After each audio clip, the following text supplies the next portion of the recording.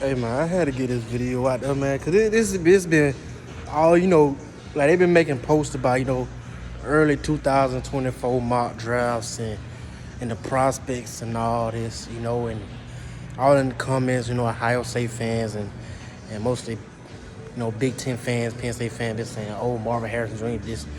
Look, I repeat, man, I repeat, straight facts. This is number facts. I don't care how you say what fan you is. Georgia fan, Ohio State fan, Michigan fan, Penn State fan, Alabama fan. It don't matter. Listen carefully. Listen carefully. Y'all got to know the difference between a better player and a better NFL prospect. I'm going to break it down. Caleb Williams is the most valuable player. He's the most valuable player in college right now. He's the most valuable player, and most likely he will be the first pick in the NFL draft if he stay healthy. But you know how NFL teams is, maybe Caleb Williams, might have small hands, and then maybe Drake May or somebody, I don't know. But either way, Caleb Williams, I repeat, is the most valuable player in college. The Heisman winner, and quarterbacks hold the most value out of all positions. Just plain and simple. Marvin Harrison Jr. Think about Marvin Jones. Think about Georgia players and wide receiver in the NFL already. Marvin Harrison Jr. is the better prospect. Is the better prospect. He's the best prospect.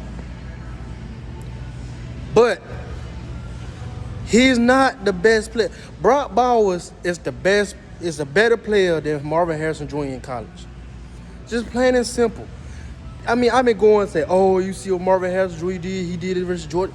Like, look, Brock Bowers is a better college player than Marvin Harrison Jr. Just plain and simple. Brock Bowers was a top 10 player in 2021 as a true freshman. As a true freshman, he was a top 10 player already, if not top 5. But I'm gonna keep it top 10 because you still have Bryce Young, and you had Will Anderson Jr. in 2021, and with some the Kobe Dean was up there. You feel me? So you had some ballers. So I'm gonna just say top 10. Versus you could say, oh, Marvin Harrison Jr. He wasn't doing nothing because he had Gary Wilson and Chris Olave and JSN in front of him. Yeah, that's true. But if you still talented because you still should play. You the fourth player in the rotation. Marvin Harrison Jr. wasn't him in 2021. Brock Bowers was. So you can't discredit Brock Bowers' true freshman year and just say don't worry about it and just go off recency bias and just look what Marvin Harrison Jr. did in 2022. Not mentioning Brock Bowers still was that dude in 2022. He won a John Mack Award and should have won it as his freshman year, but usually they don't give awards to true freshmen. That's just how it is. That just is how he should have won a Mack Award. Like, tell me this, man. Brock Bowers literally, as a true freshman, ran through 4 to 5 Alabama players. I mean, he ran through what? DJ Dale, Brian Branch, Jordan Battle, and what his name is? I think who was it? Was it Jalen Armour Davis? I think it was Jalen Armour Davis or Josh Jobe, whatever. Either way, he ran through 4 to 5 Alabama players for a touchdown. Come on, y'all can't tell me that Marvin Harrison Jr. is a better player. Y'all gotta know the difference, man. It was like Aiden Hudson versus Trayvon Walker. Aiden Hudson was a better college player. He was. I mean, dude had a good year. Had like 12 and half. I mean, Trayvon Walker could have had the same if he actually got more snaps, at Georgia or whatever, or had more opportunities. But Trayvon Walker was a better prospect. That's different. He was a better NFL prospect. Dude, 6'5", 272 pounds, running a 4.51 with like a 35-inch vertical. He was a better prospect. Long arms and everything. He's just a better prospect. But Aiden Hudson was a better player in college. Just like Tim Tebow. top 5 college player all time. But he's not even a top 20 NFL quarterback. Like, if you go down the list, he's not even a top 20 NFL quarterback, NFL prospect as a quarterback. He's not. I mean, Andrew Luck, Trevor Lawrence, Justin Fields, Matt Ryan, list goes on. I'm trying to just go down the list, Robert Griffin third. I mean, he was a system quarterback. So but still he was a better prospect, I guess.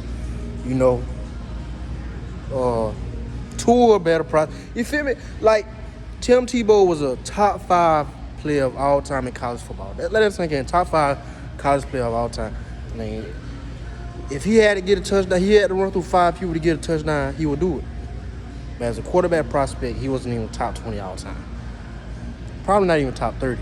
As an NFL quarterback prospect. Now, I ain't talking about as a prospect, which is throwing the ball and and all that. So when I say, I've been I'm a delusional Georgia fan. I get it a lot. Past 2 years, I've been proving everybody wrong. I just ain't got the fans like that. I ain't got the fans. I ain't tripping though, cause I love talking football. So I ain't tripping. But all these sports analysis dudes be getting all these love for stupid takes, and I be spitting facts, man. They just got a name. And old me, and South Georgia, I don't get it. You feel me? I be spitting the most facts, and you just, either way, y'all gotta know the difference. Like I said, Marvin Harrison Jr. is not a better player than Brock Bowers. You gotta realize wide receivers hold more value than a tight end. So he's a better prospect, NFL prospect. Dude like 6'3", 205 pounds. His pops was a Hall of Famer. Dude probably got about a 37-inch vertical. And he probably run about a 4.51 or 4.49. But Brock Bowers is a better player, man. Y'all gotta know the difference, man. Like, I'm getting tired of seeing like these past posts on Instagram. I've been seeing, Ohio State fans talking about, oh, this and that, But bro, he's not a better player. Like, Brock Bowers was literally balling as a true freshman while Marvin Harrison Jr. was waving his towel around on the sideline. Then fast forward, he fine play and he balled a lot. Then while Brock Bowers still balling up. Like, if Brock Bowers had a down year last year, then you could say that. But Brock Bowers still was a top 5, top 10 player in college. So you just can't skip 1 year and just put Marvin Harrison Jr. over Brock Bowers. It don't work like that, man. Like, you can't do that, man. Like, that's what I don't understand.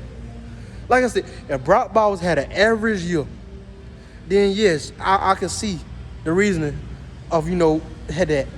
But, you feel me? If, like, I'm already, you feel me? Like, it's like racing, If I'm already driving 50 miles per hour, and you ain't even crunk up your car yet, I don't know.